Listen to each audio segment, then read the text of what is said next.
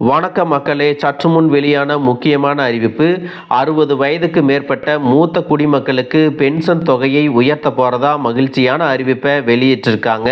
இந்த பென்ஷன் திட்டமானது அரசு ஊழியர்களாக இருக்கக்கூடியவர்களுக்கு மட்டுமல்லாமல் சாமானிய மக்களுக்கும் பென்ஷன் தரக்கூடிய திட்டங்கள் இருக்கு அப்படிங்கிறத சொல்லியிருக்காங்க.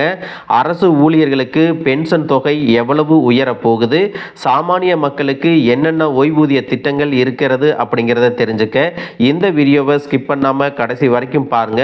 அப்பதான் நாங்க சொல்லக்கூடிய தகவல்கள் முழுசா உங்களுக்கு தெரியும். இப்ப வாங்க வீடியோக்குள்ள போயிடலாம். மக்களே, இந்தியாவில் பென்ஷன் வாங்கக்கூடிய மூத்த குடிமக்களுக்கு மத்திய அரசு ஒரு முக்கியமான செய்தியை சொல்லியிருக்காங்க. ஓய்வூதியம் தொடர்பாக மத்திய அரசு என்ன சொல்லியிருக்காங்க அப்படின்னு பார்த்தீங்கன்னா, அனைவருக்குமே வயதாகும் போது செலவுகள் அதிகரிக்கும், உடல்நலம் மற்றும் சுகாதார பிரச்சனைகளுக்கு நிறைய பணம் தேவைப்படும். இது போன்ற சூழலில் மூத்த குடிமக்களின் நிதி பாதுகாப்பை உறுதி செய்ய அரசு சில நடவடிக்கைகளை எடுத்திருக்கிறதா சொல்லியிருக்காங்க.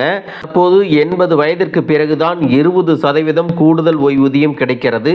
ஆனால் இப்போது புதிய திட்டத்தின்படி இந்த கூடுதல் ஓய்வூதிய பலனானது 65 வயதிலிருந்தே தொடங்க வேண்டும் என்று திட்டமிடப்பட்டுள்ளது.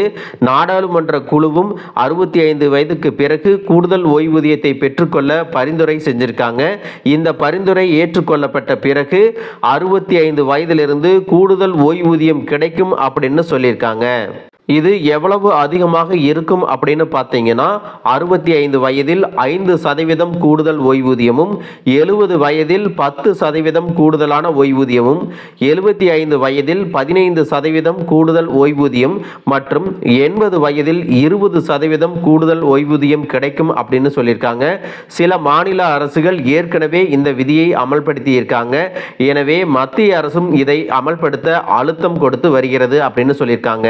அதோடு மக்களே, இதற்கான அறிவிப்புகள் முறைப்படி விரைவில் வெளியாகும் அப்படின்ற தகவலையும் சொல்லியிருக்காங்க. மக்களே, இளம் வயதில் ஓடி ஓடி வேலை செய்து கை நிறைய சம்பாதிக்கலாம், நிறைய பணத்தை சேமித்து வைக்கலாம். ஆனால் வயதான பிறகு இது எதுவுமே இருக்காது. அன்றாட செலவுகளுக்கு கூட மிகவும் சிரமப்பட வேண்டிய சூழல் ஏற்படும். யாராவது பணம் தருவார்களா, யாராவது நம்மை பார்த்து கொள்வார்களா என்று எதிர்பார்க்க முடியாது. நம்முடைய செலவுகளை நாமே பார்த்து கொள்ள இப்போதே தயாராக இருக்க வேண்டும். அதற்கு பென்ஷன் பணம் உதவியாக இருக்கும் அப்படின்னு சொல்லியிருக்காங்க.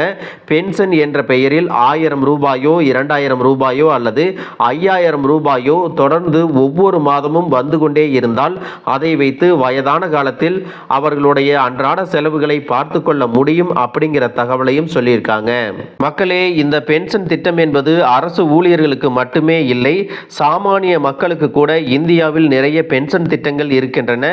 Atal pension Yojana, eShram card pension திட்டம், ஓஏபி அப்படின்னு சொல்லக்கூடிய முதியோர் ஓய்வூதிய திட்டங்கள், வங்கி மற்றும் போஸ்ட் ஆபீஸ்களில் வழங்கக்கூடிய சிறு சேமிப்பு திட்டங்கள் போன்ற நிறைய திட்டங்களை மத்திய மாநில அரசுகள் செயல்படுத்தி வருகிறது. அதில் உங்களுக்கு ஏற்ற திட்டத்தில் இணைந்து பயன்பெறலாம் அப்படின்னு சொல்லியிருக்காங்க. அமைப்பு சாரா துறையை சேர்ந்த கூலி தொழிலாளர்களுக்கு கூட பென்ஷன் திட்டம் இருக்கிறது. எதிர்கால நலனை கருத்தில் கொண்டு உங்களுக்கு ஏற்ற பென்ஷன் திட்டத்தில் இணைந்து மக்கள் பயன்பெற வேண்டும் அப்படிங்கிற தகவலையும் சொல்லியிருக்காங்க.